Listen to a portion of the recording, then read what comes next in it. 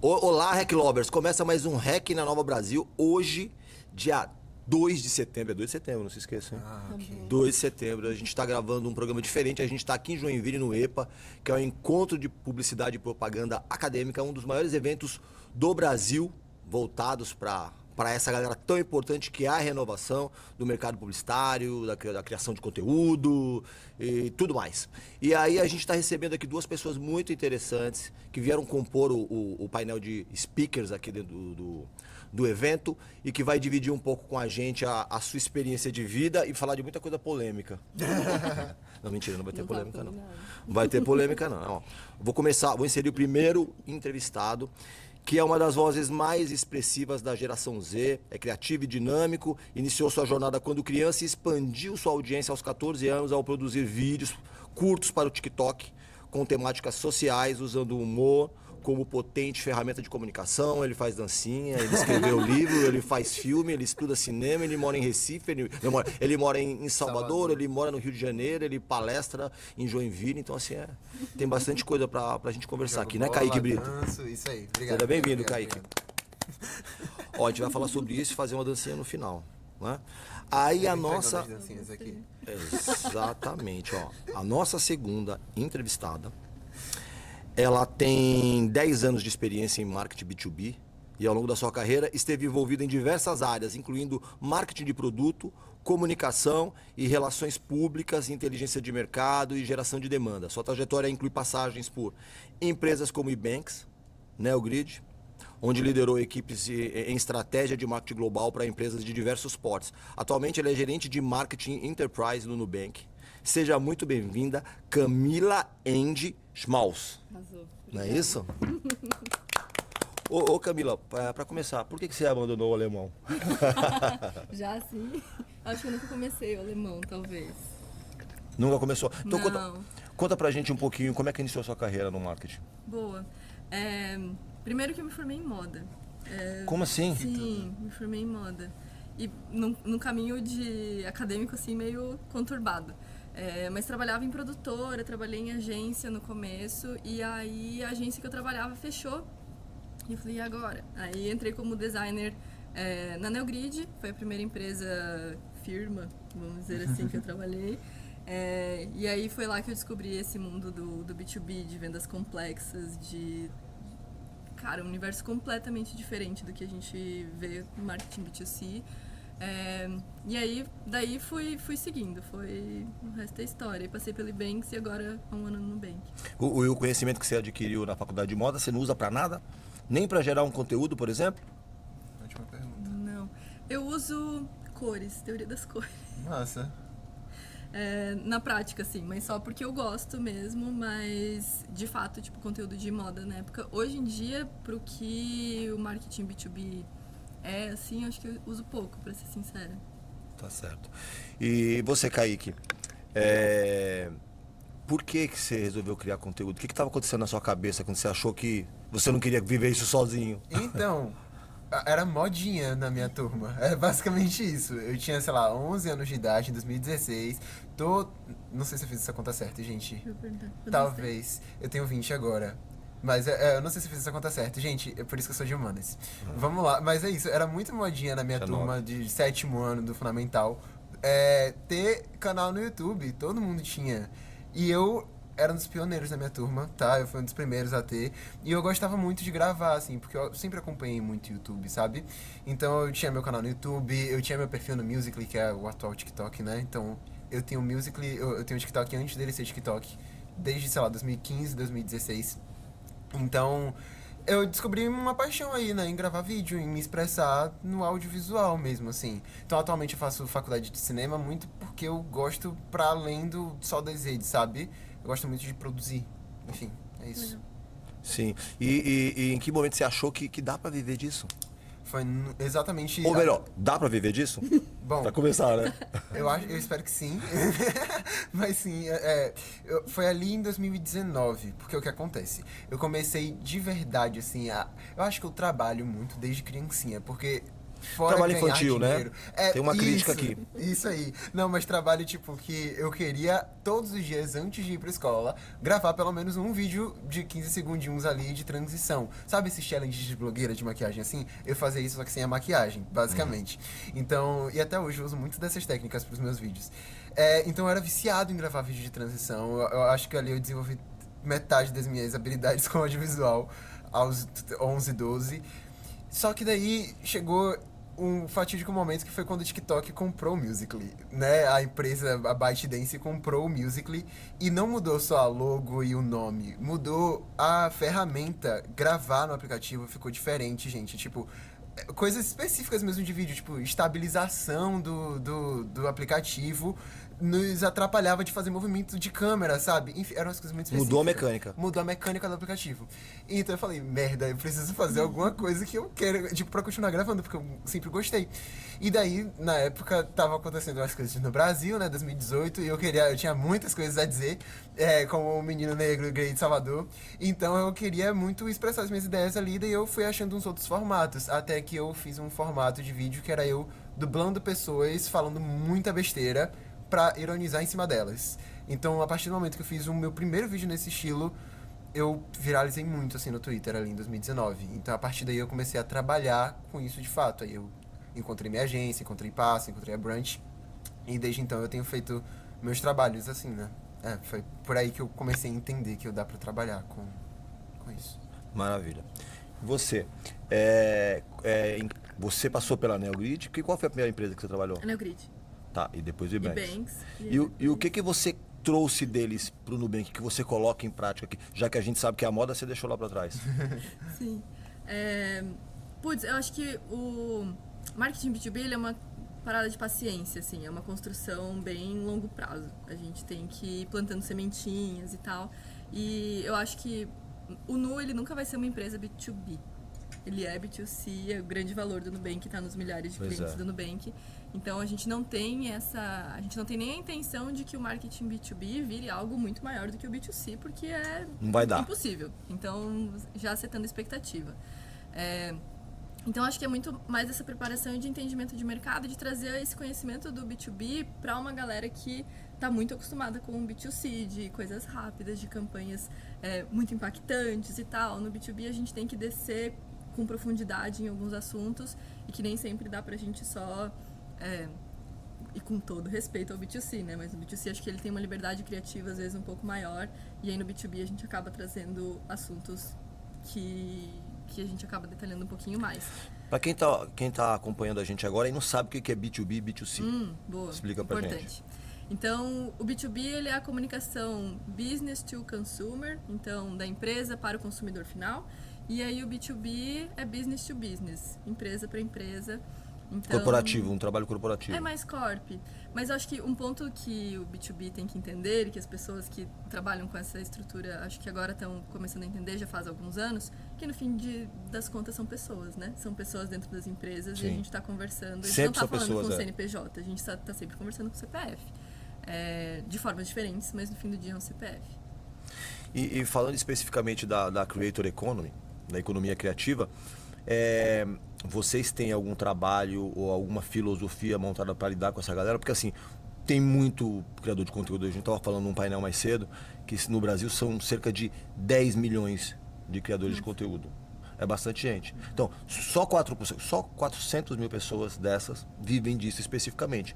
Mas como é que essa pessoa vai comprovar renda, por exemplo? Tem algumas dificuldades que um banco pode abraçar e aí ser acolhido também. Tem alguma coisa a esse respeito no Nubank? Assim, acho que eu posso falar mais sobre, no contexto da conta PJ, por exemplo, e de oferecer meios para que essa pessoa vá se profissionalizando. Assim, eu acho que o Nu, pensando em acesso, em tudo que ele fez nesses últimos 12 anos, assim, de bancarizar muita gente, acho que vai nessa mesma toada, assim, de trazer essa mesma facilidade, essa mesma experiência para a galera PJ. Você tá aí criando conteúdo faz um tempão, tá ganhando dinheiro, tá trabalhando com um monte de marca que eu já sei. Sim. Eu já sei que você tá milionário.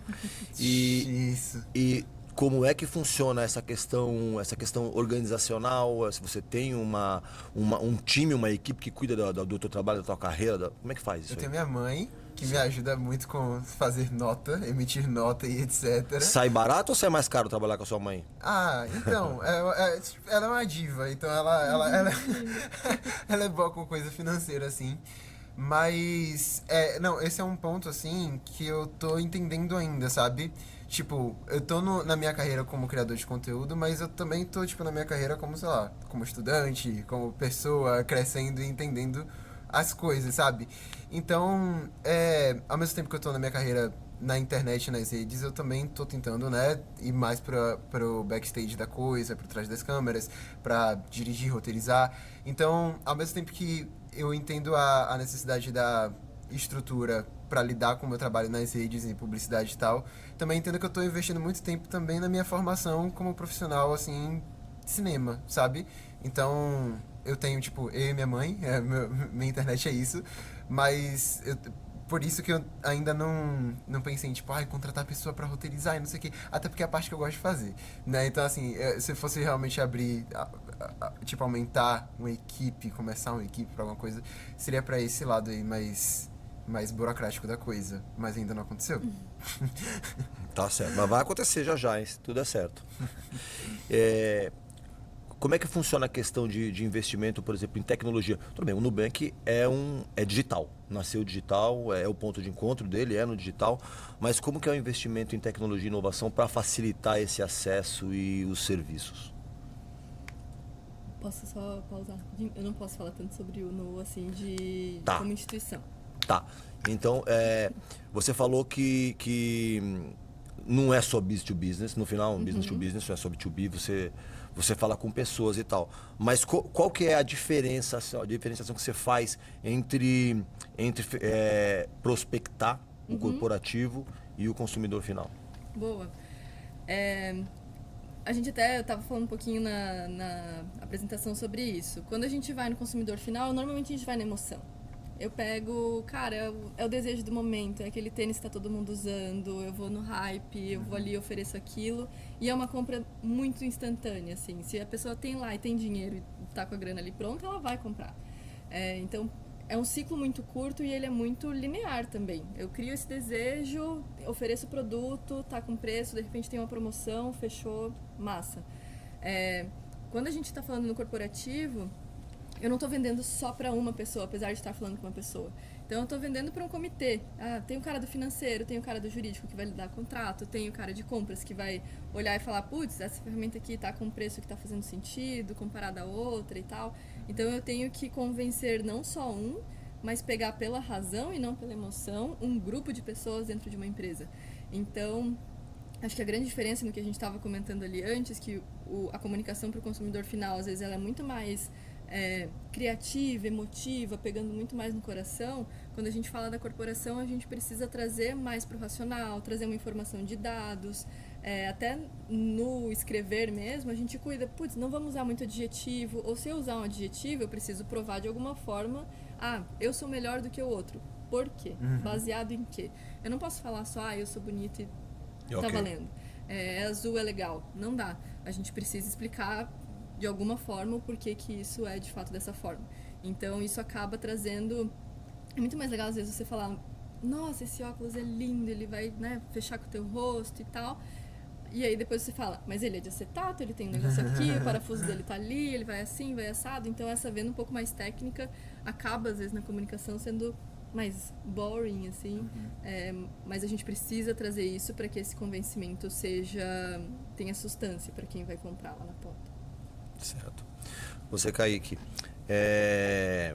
como é que funciona a tua relação com as marcas? Eu sei que você, já no painel mais cedo, a gente conversou, você disse que você faz o que você gosta, o que você acredita, o que você se sente preparado e tal, mas uma vez que você precisa trabalhar com as marcas, elas fazem parte da economia criativa, inclusive elas viabilizam isso. Até onde você vai para se encaixar numa estratégia de uma marca que quer estar contigo? Então, quando a gente tá nesse processo assim de fechamos um trabalho, vamos organizar essas entregas, eu sempre tô muito defendendo assim formatos que eu acho que vão fazer sentido, e eu sinto que, nossa, eu acho que de 2019 pra cá as marcas abriram muito os horizontes delas, assim, a cabeça, porque pô, quando tá me contratando é porque quer um vídeo em linguagem de Gen Z. Por que Deus alguém pediria pra fazer um vídeo diferente do que eu já faço? Pra sair da sabe? tua linguagem. Pra sair, pra tirar o motivo de terem me contratado, sabe? Mas chega de vez em quando alguns briefings assim. É isso. Na fase do briefing, muito comum. Muito comum chegar uma coisa muito engessada. Tipo, eu preciso que a legenda seja nesta formatação. Eu fico, galera, mas aí eu vou usar e quem me segue sabe que eu não uso a legenda desse jeito. A pessoa vai bater o olho, vai saber que é publicidade e vai querer fugir, porque a gente sabe como é o comportamento de quem assiste. Então, eu tô muito nessa de defender, assim. E é muito sobre formato, eu acho. E no discurso, isso que você falou agora, acontece muito no meu mundo, assim, de às vezes a marca quer comentar, quer comunicar quer falar do parafuso do óculos, você falou. E, gente, eu acho que num vídeo curto, nem todo mundo tá interessado nisso aqui que vocês estão querendo tanto falar. E daí a gente precisa dar, às vezes, umas brigadas pra falar, galera, eu acho que é melhor pra vocês que a gente simplifique um pouquinho essa mensagem aqui, sabe? Eu, Kaique, sofro com isso, né? Porque eu, às vezes, quero falar sobre um tema muito denso, quando não se trata de marca e tal, quero só falar alguma coisa no meu coração. Só que eu sei que as pessoas não vão querer assistir um vídeo tão longo de eu falando sobre aquilo, sabe? O que daria muito mais tração se eu transformasse aquilo num roteiro de 30 segundos. Isso dói, mas eu entendo também que o meu conteúdo ele funciona muito pra criar pulguinhas atrás das orelhas das pessoas e menos pra explicar. Até porque eu tenho 20 anos, eu não sou formado ainda em nada. Então eu não tenho essa credibilidade pra falar sobre economia na internet, sabe?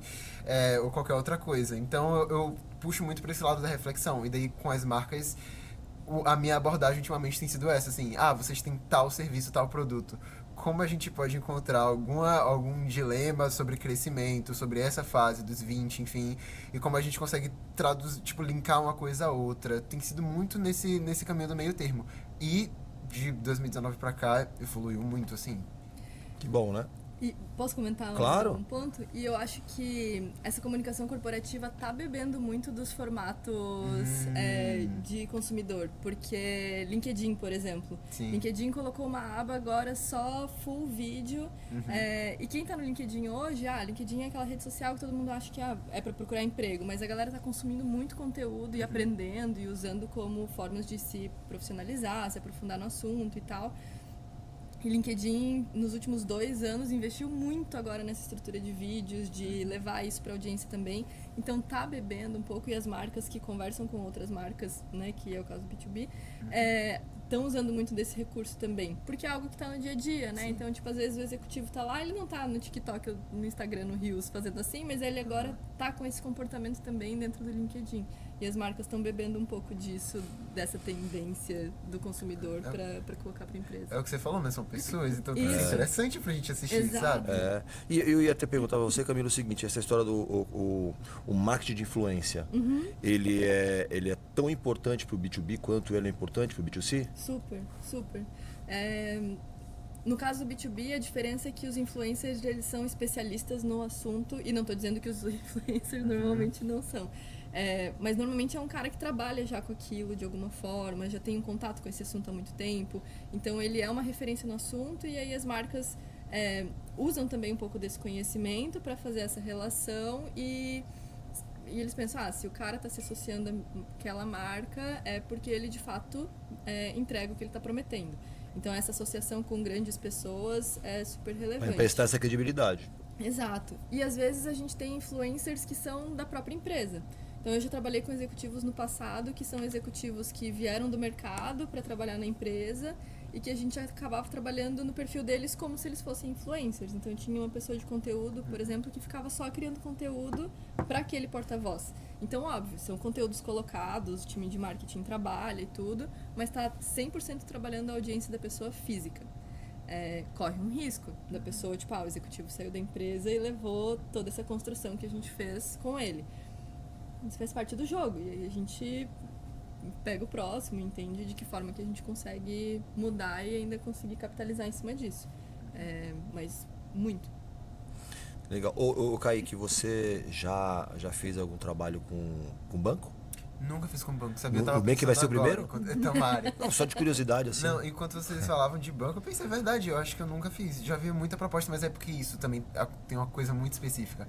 eu viralizei aos 14. E é muito burocrático você, tipo, pra alguma marca fechar comigo, a gente precisava que elas conseguissem a autorização do Estatuto da Criança e do Adolescente, alguma coisa assim. Visados menores. Exatamente. Eu nem lembro mais os termos aí, graças a Deus. Mas é isso, até os 16 foi muito difícil.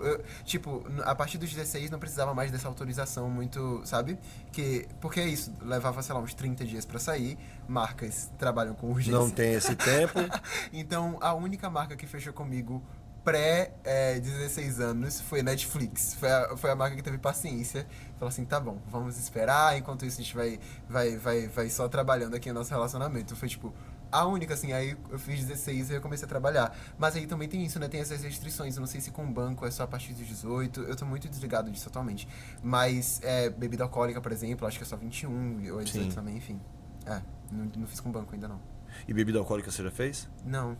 Eu vou fazer 21 agora, em setembro. Eu não sei se é com 21 só com bebida alcoólica, publicidade. Gente, eu tô super perdido em termos de publicidade, tô tão cineasta ultimamente. É sim. Camila, a gente tá falando bastante de geração Gen Z aqui. Tem um trabalho específico que vocês fazem pensando em cada geração ou uma comunicação? Eu tô falando especialmente no B2B, eu não sei como é que é. Deveria, mas eu acho que aí a gente entra num caminho mais de geração dentro das empresas. Então, nas compras mais complexas, normalmente a gente está falando com executivos. Esses executivos, infelizmente, eu digo infelizmente real, porque eu acho que falta diversidade. Sim. Eu acho que as empresas poderiam investir mais nisso, não só diversidade de gênero, mas também de idade, de colocar algumas mentes mais frescas e tal. Então, não é nem por escolha, mas a gente acaba, às vezes, falando com aquele perfil executivo que a gente já conhece, 40 mais, homem branco. Mas adoraria real, assim.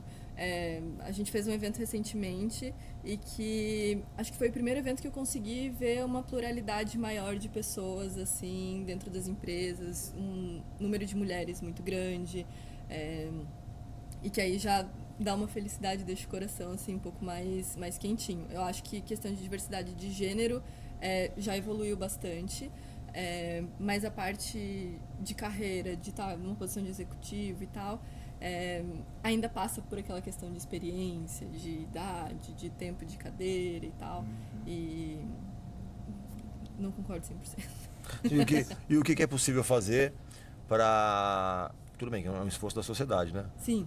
Para equilibrar melhor isso, na tua opinião. Como é que funciona isso dentro do seu time, por exemplo, né, porque aí a gestão é tua. Sim.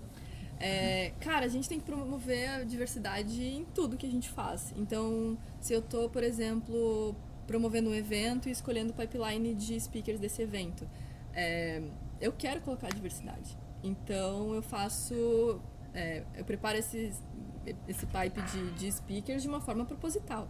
Então, eu quero homens, sim, mas eu também quero mulheres, eu quero pessoas com ideias novas, eu quero pessoas muito experientes, gostando ou não. Então, eu acho que em tudo que a gente faz tem que ter essa lente, não tem como ser diferente. E, às vezes, vai até no tipo de profissional que você contrata em terceiros, não necessariamente precisa ser no meu time. Com o tempo, assim, marketing, quando a gente fala dessa estrutura mais corporativa, ele é mais complexo e a gente precisa um pouco mais de profundidade. Eu estava até comentando ali, é difícil às vezes uma empresa contratar agência para B2B, porque o assunto é muito complexo, então precisa ser aquela pessoa que está bebendo o tempo inteiro do conteúdo que está sendo falado e tal dentro da empresa. Tem que ser alguém de dentro. Tem que ser alguém de dentro. Mas nas duas últimas empresas que eu trabalhei, no Nubank a gente faz isso e no Ibanks a gente fazia isso também, eu tenho profissionais full-time da agência trabalhando comigo, no Slack comigo.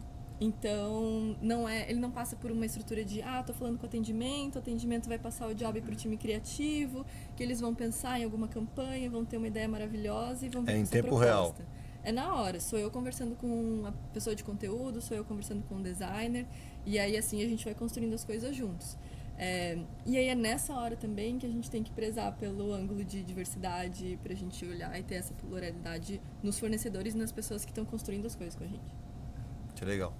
Ô Kaique, vamos falar um pouquinho da tua experiência como escritor, porque também você começou tudo cedo. Sim. Conta pra gente aí como é que foi como é que é essa experiência. Então, em 2021, a HarperCollins veio com o convite falando assim, Kaique, você quer escrever um livro? Eu falei, eu não tenho coragem de escrever um livro. Eu tava muito pra negar, assim, porque é isso, né? Eu tinha 17 anos, eu tava, talvez 16.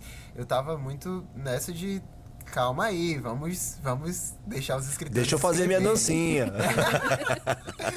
Então, velho, me convenceram, falaram que você tem coisas a dizer, sabe? Vamos lá. E daí eu fui testando, né? Eu fui testando, tanto que a ideia surgiu em 2021, eu lancei o livro em 2024, porque eu demorei muito pra escrever. Eu tomei meu tempo pra aprender a estrutura de uma história ficcional, um livro de ficção, né? Chamado Quase Exemplar, comprem.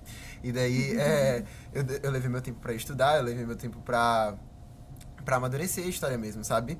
E uma coisa que me ajudou muito foi ter uma orientadora junto comigo também, tipo orientador de TCC, assim, eu imagino, eu não fiz TCC ainda, mas aquela pessoa que ela tava comigo, Alba, beijo, ela me fazia reunião comigo toda semana, sabe? Era meio que a psicóloga dos livros, assim, eu falava, oi, então, tô com dificuldade de fazer esse personagem fazer tal coisa, ela falava, Kaique, muda essa vírgula, eu falava, caraca, verdade, faz todo sentido. Então, a experiência de escrita foi muito, muito, muito rica, foi muito legal mesmo, assim.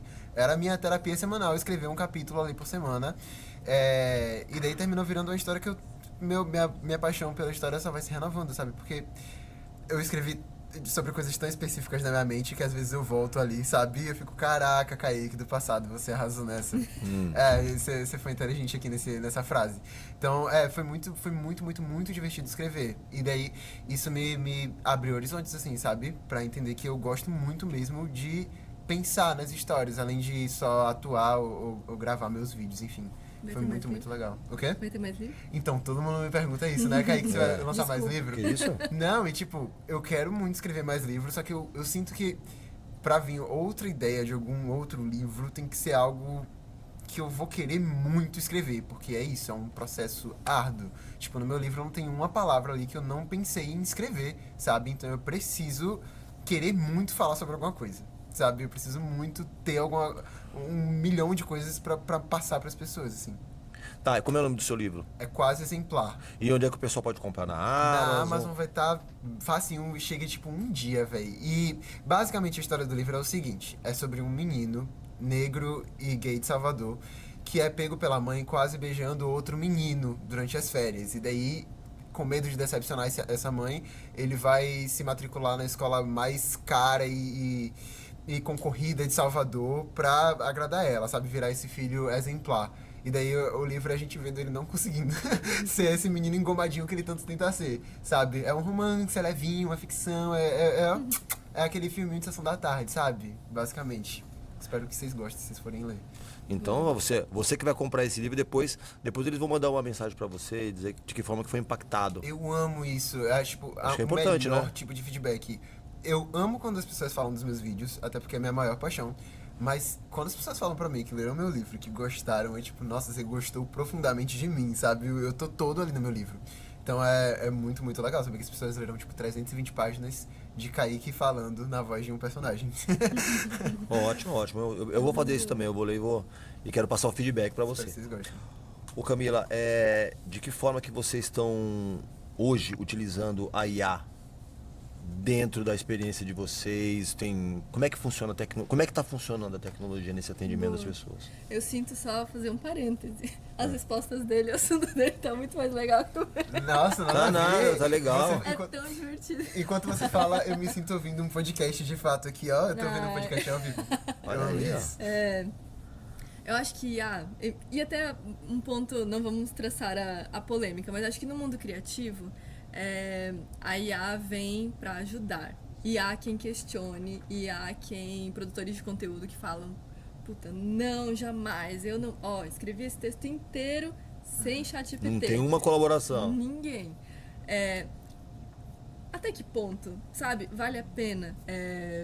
Eu uso IA no meu dia a dia, os conteúdos que a gente escreve, saneamento de bases de dados gigantes pra gente conseguir contar história e tudo. O tempo que eu vou usar sentado, bunda na cadeira, pra escrever aquilo, é muito foda. Então, assim, eu posso usar a IA nesse contexto, e acho que devo, inclusive, se a gente tem esse recurso a nosso favor, por que não? Então eu posso subir lá uma puta de uma base de dados lá, e falar, nossa, eu quero contar uma história sobre isso, mas eu como especialista, entendendo o assunto, eu consigo julgar e falar, putz, isso aqui tá fazendo sentido, isso aqui não tá fazendo sentido, vai por esse caminho, não vai por esse caminho. E aí eu não acho que nesse ponto, se perde, se deixa de ser criativo ou se deixa de ser autoral. Eu estou usando a IA num contexto muito operacional e que se fosse para eu sozinha fazer isso, talvez eu levaria muito mais tempo. Então, eu acho que a IA em todos os contextos, elas vêm e não acho também que vem para substituir grandes times e tal. Ela vem para colaborar, para você conseguir ganhar agilidade no teu trabalho e oferecer experiências mais relevantes, assim. Isso acho que eu posso falar, não tem uma iniciativa de IA muito grande. A gente vê IA, escrevendo documentação, e não só o Nu, acho que todas as empresas de tecnologia hoje já estão resolvendo isso, né? Todo mundo fala que documentação é um problema gigante, tá lá o software lindo, maravilhoso e sem uma linha de escrita sobre como ele funciona. O desenvolvedor gosta de desenvolver, ele odeia documentar e falar, isso aqui faz isso e tal.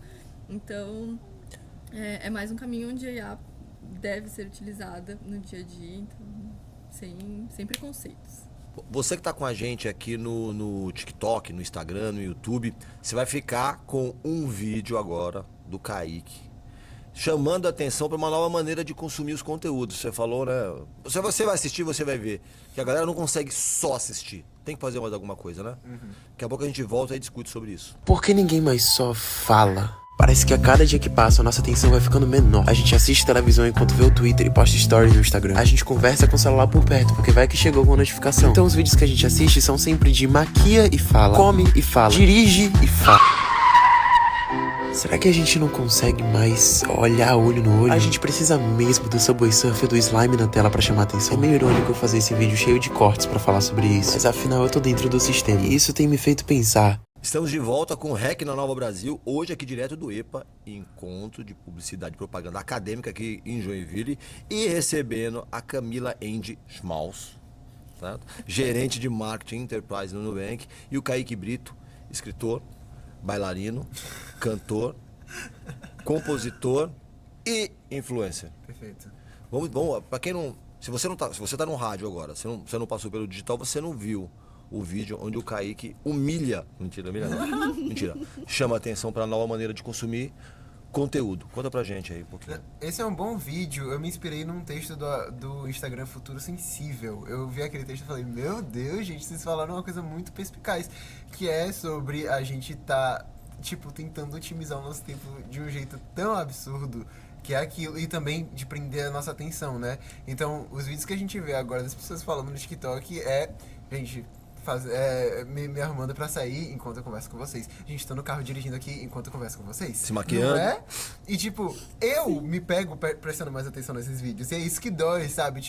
Parece que quando tem alguma linha ali simultânea, sabe, acontecendo enquanto a pessoa tá falando alguma mensagem, eu presto mais atenção. Gente, talvez a coisa que eu vou falar agora seja a coisa mais Gen Z que eu vou falar na minha vida, mas eu ouço podcast obrigatoriamente jogando Minecraft no celular.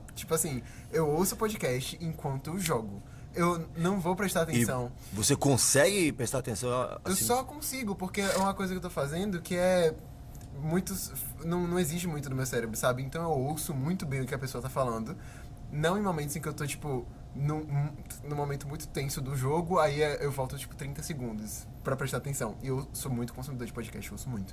E é assim que eu ouço, ou jogando qualquer joguinho que seja muito fácil. E o que é isso, gente? É minha atenção quebrada e eu preciso melhorar isso, né? Porque é isso, a gente atualmente vê aqueles vídeos, alguém contando uma história na primeira metade da tela e a segunda metade é slime, comida, cortando sabão. E com milhões de visualizações. Porque pior é quando pegam um vídeo de algum criador, salvam, sem dar créditos, bota o criador falando em cima e enfia um vídeo desses de ASMR embaixo, sem dar crédito nenhum. E consegue mais view, porque é isso, né? As pessoas prestam mais atenção. E é isso, eu sinto que isso tem acontecido muito, é muito verdade. Eu sou vítima. Eu não sou um exemplo bom disso. Não, mas é legal você chamar a atenção sobre isso, até porque, Camila, como é que você vai detectando essas novas maneiras de consumir uma mensagem? Porque ele falou uma maneira, você pega às vezes um vídeo, esse bipartido, que ele tem mais visualizações do que cada um dos vídeos dissociados, Sim. separados. Como que é esse trabalho de monitorar isso tudo e não perder um ponto de contato novo? Não, e é complexo, assim, porque eu digo, me relaciono com isso porque quantas vezes eu tô em reunião, se eu tô em reunião, é uma reunião que eu preciso prestar muita atenção, com a mão eu preciso estar fazendo alguma coisa. Se não, já abri o e-mail, já fiz outra coisa e já tô em 2 lugares. A dificuldade que a gente tem de fazer uma coisa só e só parar. Acho que a única coisa que eu consigo de fato fazer só ela é tipo alguma atividade física. Sim. Só. Eu, tipo, Isso porque você faz, por exemplo, você corre ouvindo música. Era isso que eu ia falar. Eu Já, são duas coisas. É que eu podcast. faço circo e polidense, e não dá pra fazer. Ah, você é não dá atleta pra do ouvir polidense. isso.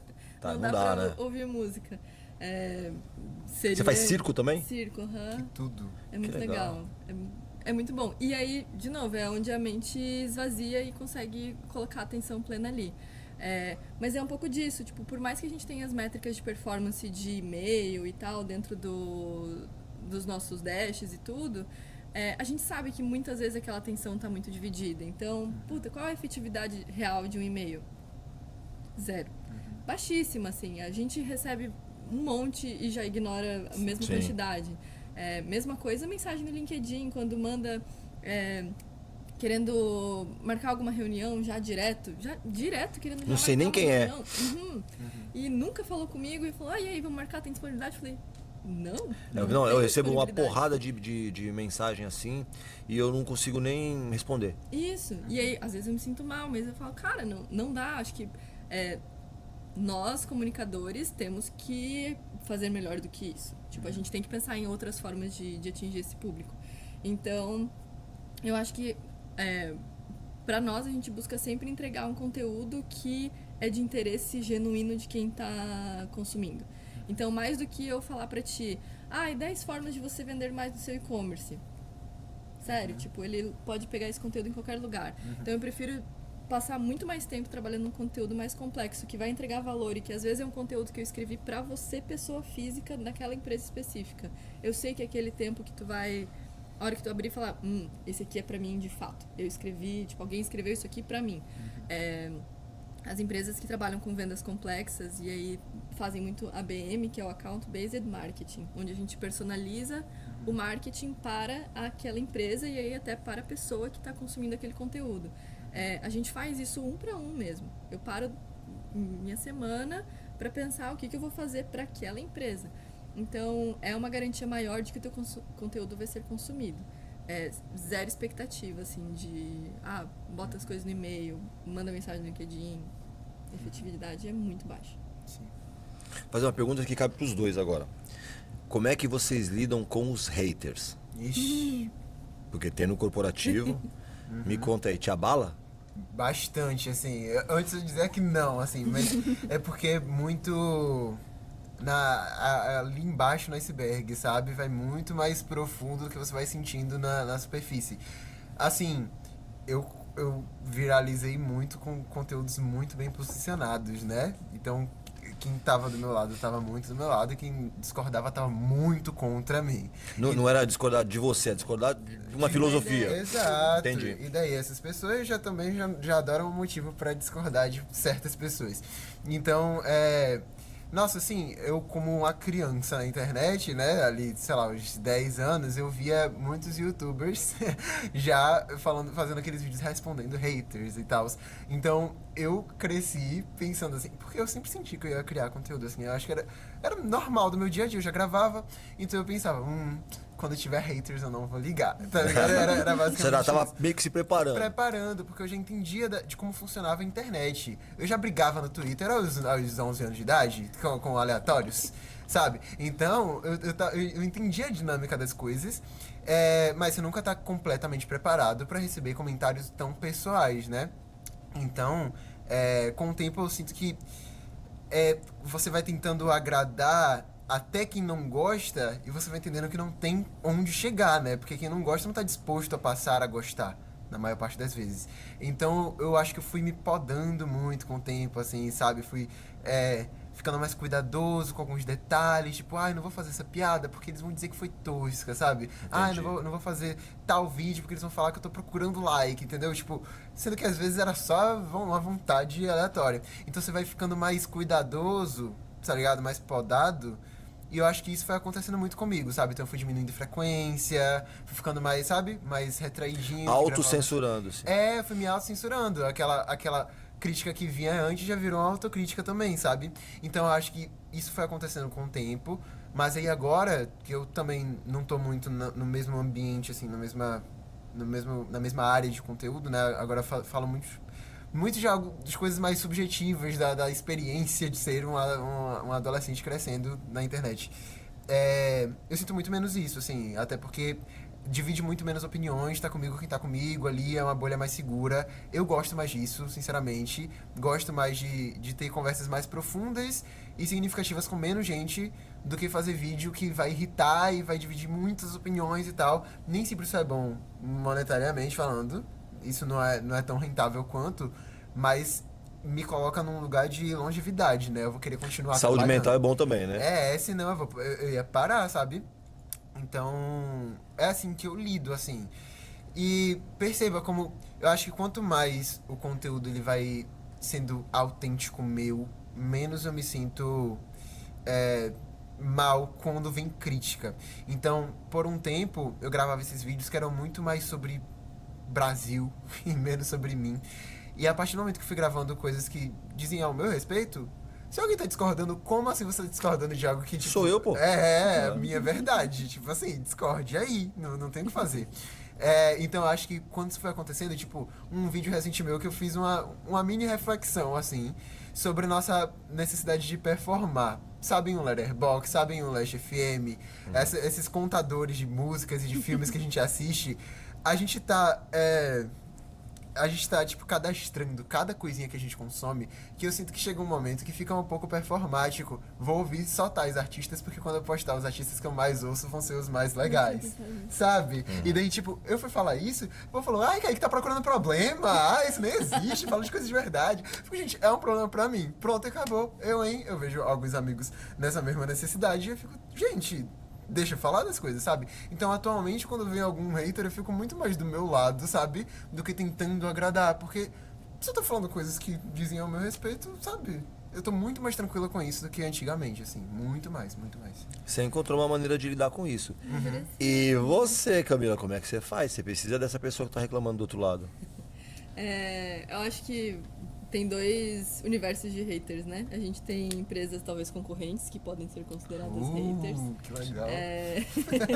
E os profissionais mesmo. Mas eu acho que no lado das empresas, concorrência é bom. Eu acho que faz com que a gente sempre fique no topo do nosso Te jogo. puxa, né? Exato. Então, ou você é aquela marca que todo mundo tem que me seguir, aí eu já tô, tipo, super bem estabelecida, a galera tenta alcançar, e eu continuo ali querendo manter essa posição. Mas eu acho que no fim do dia a gente tá sempre construindo uma parada que é massa pro mundo, pelo menos deveria, né? E que essa concorrência ela é super saudável. Eu não vejo, assim... até as marcas que estão exatamente no mesmo segmento e que são extremamente concorrentes, em algum momento elas vão precisar sentar junto para discutir alguma coisa e mudar. Às vezes tem alguma coisa na legislação, por exemplo, que precisa ser alterada e essas marcas se unindo conseguem promover algo mais positivo. E aí quando a gente entra no mercado de trabalho, o mercado de trabalho é desse tamanho. Então... e o mundo capota, ele não gira, ele capota e quando tu vê, tu tá do ladinho da pessoa que tu tava, de repente, de picuinha, de nariz virado, alguma coisa assim. Então, eu acho que, tipo, se manter um profissional respeitoso, transparente, acho que é um pouco do que tu falou também. Não preciso ser amiga de todo mundo e não preciso criar uma faceta que não sou eu dentro do mercado de trabalho. Se eu sou eu e continuo verdadeira comigo mesma, sendo respeitosa e tratando todo mundo da forma como eu gostaria de ser tratado, por mais que seja uma pessoa que às vezes não é o meu melhor perfil pra eu me relacionar e da pessoa que eu gosto de conversar e tudo, consigo manter essa linha de respeito e seguir a vida e é isso. Não precisa bater em ninguém. Exato, não, por favor. Sem tempo pra isso, né? Tem tanta coisa pior pra se preocupar. O Kaique, e o cinema, hein? cinema. Tá, qual que é o papel que ele tá tomando na tua vida? Porque você tá cursando cinema, como você tá cursando cinema, sim. pretende seguir essa linha, como é que... Pretendo. Que tamanho que ele vai tomar na sua vida? Véi, assim, como eu sempre me interessei por vídeo, sempre me interessei por cinema de tabela, assim. Na verdade, a gente cresce assistindo filme, né? Cresce assistindo filme, novela, série. Sempre foi algo que tava ali, mas é isso, né? Quando a gente não tem muita referência próxima, a gente não vai entendendo essas possibilidades diferentes de carreira.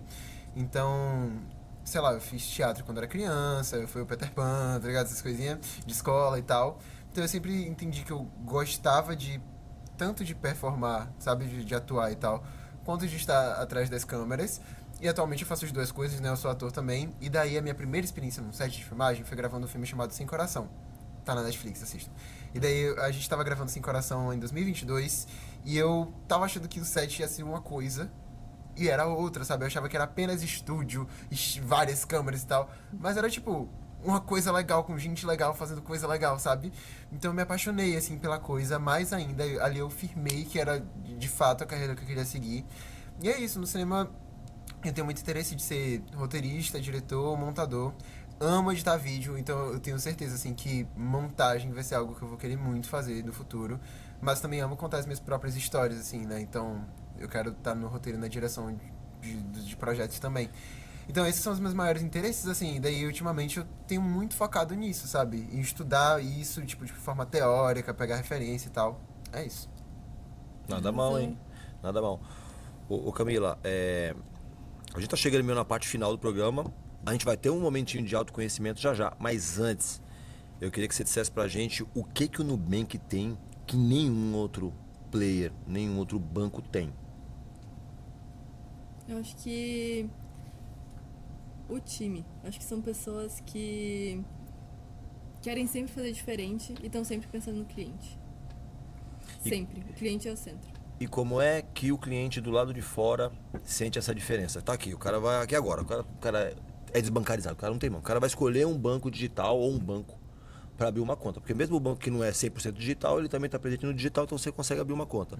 Por que ele vai escolher o Nubank? Ele não sabe do time, ele sabe do resultado aqui fora. Por que ele deve escolher o Nubank? Vou falar como uma pessoa deveria escolher Seu banco. normalmente. Então, independente de ser Nubank ou não. O que a gente pensa que um banco sempre traz? Incomodação. Sempre tem aquele momento, o banco é tudo lindo até você precisar resolver alguma coisa. Então, hoje em dia, existem lugares públicos que você consegue olhar lá, ranking de banco, quem oferece isso, quem oferece aquilo e tal, para você se basear. Acho que tem dois super interessantes, que um é o Reclame Aqui, que todo mundo conhece para qualquer tipo de produto, de e-commerce, de problema. Acho que todo mundo já foi no Reclame Aqui. E o próprio Banco Central. Por acaso, o Nubank tem o prêmio do Reclame Aqui de melhor atendimento há algum tempo já, e ele é o último, o que é ótimo, em reclamações do Banco Central.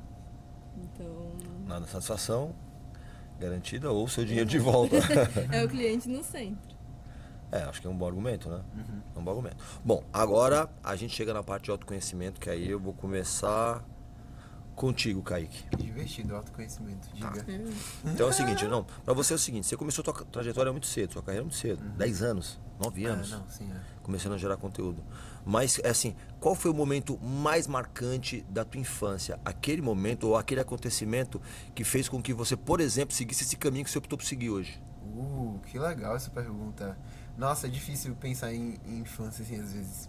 Véi, eu tenho uma experiência talvez um pouco individual de infância. A minha família, ela tem uma escola de bairro em Salvador. Então, as minhas férias eram na escola. Assim, eu morei muito mais na escola do que em casa. Porque minha família tava lá e eu também tava lá. Então, tipo, eu era o último aluno a sair da escola, porque eu saía quando a escola tava fechando, sabe? Sim. Eu estudava de manhã, ficava lá a tarde toda. Eu estudava de tarde, ficava lá a manhã toda. Você estava internado? Tava no internato só eu, tá ligado? Não mais nenhum aluno, era só eu. Exato. E essa foi a experiência, esse tipo de experiência era muito, tipo, individual e específica de mim, assim. E eu acho que me formou muito como pessoa, assim, sabe? Eu acho que, eu gosto de estudar, eu gosto do ambiente, enfim... Gosto de aprender. Gosto de aprender e eu acho que... mas aí, pra além disso, minhas experiências com obras, assim. Então eu era uma criança obcecada pelo Menino Maluquinho. Amava a série da TV Cultura Um Menino Muito Maluquinho. Mais do que os filmes. Eu gosto dos filmes, mas eu gosto mais da série. Eu era obcecado pelo Menino Maluquinho. Eu cresci vendo muita série da Nick, da Disney, muitos desses filmes, assim. Meu filme preferido é Lemon de Mouth. Então eu acho que essas minhas experiências, assim, com filme, série, quando eu era criança, me marcaram muito pra quem eu sou hoje. Mas, é isso. Falando um pouquinho além da infância, assim, já na pré-adolescência, a minha experiência no TikTok, antes dele se chamar TikTok, que era o Musical.ly, gente, era uma bolha da bolha, sabe? Era um micro nicho, era um aplicativo que ninguém usava, que o TikTok achou potencial ali, comprou, né, e transformou em outra coisa, mas assim, antes daquilo, o aplicativo Rosinha era nossa casa, sabe? Meus melhores amigos virtuais até hoje são dessa época. Eu tinha uma amiga dessa época, Isa, que, tipo, quando eu fui me mudar pro Rio de Janeiro, aí a gente tava na mesma cidade, entendeu? Então a gente passou a se ver. Então, muito da minha vida se formou a partir do tempo do Musical.ly, que durou o quê? 2 aninhos, assim, antes do TikTok comprar. Isso com quantos anos? Quando eu tinha ali uns 12, 13. 13. Eu lembro que eu fiz 11, 12, 13. Eu amava muito, muito, antes de ir pra escola, gravar meus videozinhos, conversar com meus amigos, sabe? E era um ambiente muito saudável, não tinha essa competição que a gente vê hoje, sabe? De rede social, assim, tava todo mundo se apoiando, gostando dos vídeos. Não tinha essa coisa de competir. Eu faço por like. melhor, tá assim. Não tinha muito. Tipo, a gente fazia concursos. Eu e o Kaique falava, gente, vamos fazer um concurso agora. E promovia, sabe? Mas deixa eu te falar, isso não é nem a plataforma, isso é porque você era criança. Isso é porque você era criança, agora adulto acabou. Sentido. Não, mas eu acho que, tipo, atualmente a gente é muito instigado a competir. Sim. E na época a gente era uma comunidade ali que tava se ajudando, só sendo amigo, sabe? Gravando Legal. vídeo junto, a gente gravava collabs imensas, a gente juntava tipo 20 pessoas, dividia parte de 15 segundos pra cada. Cada um. Que legal. E montava. Era muito divertido, gente. Tá vendo como é divertido? Então, eu acho que a experiência, assim, criança no Musical.ly foi muito, muito, muito divertida pra mim. Te moldou. Me moldou, me deu meus amigos, me deu minha paixão pelo audiovisual, sabe? Então eu amava essa época. Saudade. Te odeio, TikTok, por ter comprado essa. Isso é ótimo. Agora você, Camila, é outra coisa, hein? Ai, tá Isso é o bom. seguinte, se você não corresse o risco de ser julgada por absolutamente nada, o que você faria de diferente na sua vida? Show, que pergunta legal. Eu acho que eu não seria uma profissional de marketing. Tá, seria o quê? Eu adoro a área da saúde. Muito, muito, muito. Eu acho que, tipo, zero julgamentos de transição de carreira e etc. Largaria tudo. Mas a área da saúde, tipo, o quê? Saúde da mulher, obstetrícia, tudo. E você fez moda, trabalha com marketing, mas você iria pra Aham, saúde. Sim, Que 100%. interessante. Largaria tudo, tipo, sei lá, fazer medicina, fisioterapia. Se não... É que aí, o que eu acho? Hoje as coisas estão tão encaminhadas pra esse lado, a mudança de carreira ela é mais complexa, né? Porque aí a gente tem... Não, mas quando você tem uma, CLT, uma carreira CLT, estabelecida, tal. tal. Não pode ser algo, virei a chave, acordei amanhã, Sim, adeus emprego, Aham. estou começando a faculdade do zero. Mas se fosse zero julgamento e muito dinheiro, seria isso. Que boa resposta. Cara, que interessante. Tem alguém da tua família da área da saúde? A minha família, assim, meus pais são da área da saúde, tem outras pessoas também na família. E aí, sempre cresci. Meu pai, inclusive, quando eu era criança, ele dava aula de primeiros socorros. E aí eu era a cobaia. E eu ia Você era só corrida. ensanguentada. Sim.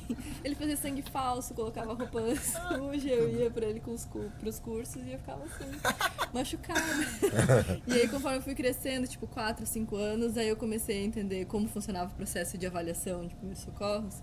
E aí, quando eu via que a galera que tava na minha equipe ali me avaliando tava fazendo errado, eu começava a falar, tá errado. Vou morrer, Aí- eu vou morrer. Aí meu pai não me levou mais. Mas eu nasci muito no meio disso. E aí, assim, terminando o ensino médio e tal, nessa fase acadêmica, que a gente começa a ter algumas reflexões, eu parei pra pensar, tipo, putz, a vida de um médico ou de uma pessoa da saúde é dedicação total, né? Você abdica de muitas coisas, tem plantão e tal. E a minha cabeça naquela época era muito mais só, é medicina, é plantão, vai ser foda e tal, e eu quero tempo com a minha família e etc. E aí, quem diria que publicitário trabalha tanto quanto, às vezes mais, passa fim de semana e tal. Mas enfim, era outra mente também, mas acho que seria isso. Mas você tá infeliz? Não. Mas Nossa. não. Essa resposta nem é pra mim, é pro Nubank. Não tô infeliz. Eu gosto muito do que eu faço, muito. Eu acho que tem muito caminho ainda de crescimento dentro da comunicação para diversas áreas. Mas a saúde vai sempre ser um pontinho, assim. Um xodó. De repente, já você consegue fazer uma coisa em paralelo. A CIPA dentro da empresa já ajuda. Pelo menos o modelo de Eu posso participar dos treinamentos. modelo de acidentada, você tem experiência. Eu tenho. Ai, que Posso ótimo. pedir pro meu pai colocar no meu currículo, Ai, fazer uma cartinha. modelo de acidentada. Eu acho. Nossa, Gente, primeiro eu quero agradecer esse papo, achei que foi bem legal, eu gostei. eu adorei. Obrigada. Eu achei que foi legal. Segundo é o seguinte, quem ainda não te segue, Kaique? Quem ainda não trabalhou contigo a marca fora o Nubank, que estamos trabalhando para isso, como é que é o ponto de contato? Bom, pra conhecer meu trabalho, eu acho que a melhor rede social é o meu Instagram. Mais do que o TikTok até, por mais que eu tenha nascido lá, eu acho que o Instagram tá mais bonitinho. É @KaiqueBritoR. Vou soletrar. K-A-I-Q-U-E, Brito com um T só, R. Mas se pensar Kaique Brito TikTok no Google, vai aparecer eu. Provavelmente, porque também tem o Kaique Brito, ator do Chocolate Pois com é. Pimenta. Então, É aquele que morreu e voltou, né? então, que foi atropelado e tal. Mas aí ele tá bem hoje. Não, sabe por que eu falo que ele foi atropelado? Porque todo mundo confundia que fui eu, porque na semana que eu mudei pro Rio de Janeiro. O cara foi atropelado na Barra. E daí saía tipo Kaique Brito atropelado no Rio de Janeiro. Eu fiquei mal por ele e muita gente ficou mal por mim, achando que era eu. E me mandava mensagem no Instagram falando, Kaique Brito melhores, e não era eu.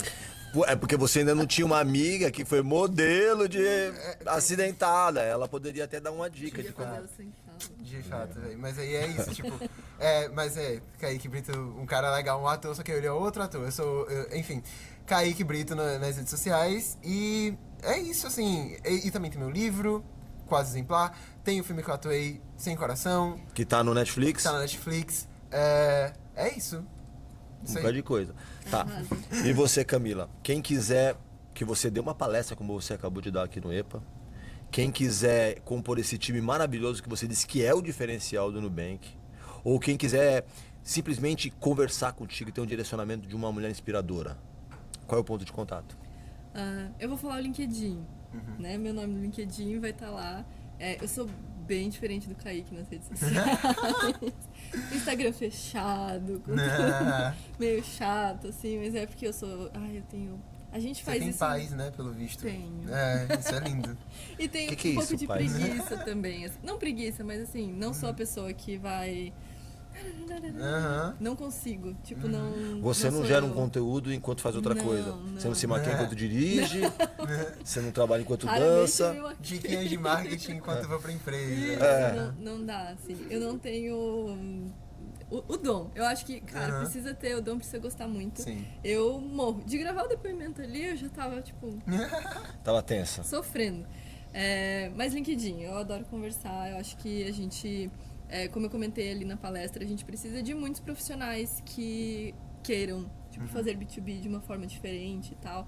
Eu acho que talvez é um ponto que não está sendo tão estressado hoje no mundo acadêmico e que a gente pode fomentar um pouquinho mais e tal, incentivar a galera a se especializar um pouquinho. Rapidinho, qual que é a formação? Vamos para esse profissional que quer se especializar em B2B. Qual que é a formação dessa pessoa? É difícil. Não É na existe. prática, né? Existem muitos cursos não formais. Então, tem EBAC, tem outras empresas, inclusive, que aí fazem essa educação de marketing de performance e tal, e que aí acaba endereçando um pouco dessa estrutura de B2B, quem estuda ABM também e tal.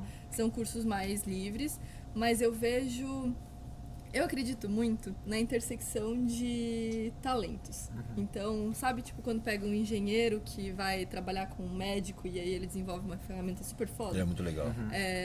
Os times que eu trabalhei tinham jornalistas, tinham engenheiro de dados, tinham pessoas que às vezes não estavam diretamente ligadas à comunicação.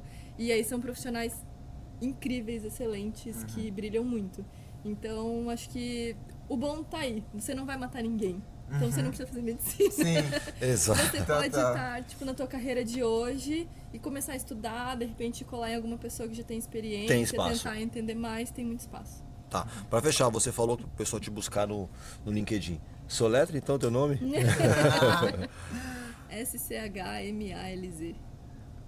Camila Angie Schmaltz. Angie. Isso, Como que é o Schmaltz mesmo? Schmaltz. Então é isso. Ai, gente, que lindo a forma É de escrever. bonito. não é legal, né? Aham. Gente, obrigado, muito obrigado por essa conversa. Obrigada. Lembrando que o REC na Nova Brasil vai ao ar toda terça-feira, do meio-dia a 1, no TikTok, no Instagram e no YouTube, ou a qualquer momento nas ondas da Nova Brasil FM. Um beijo e até semana que vem.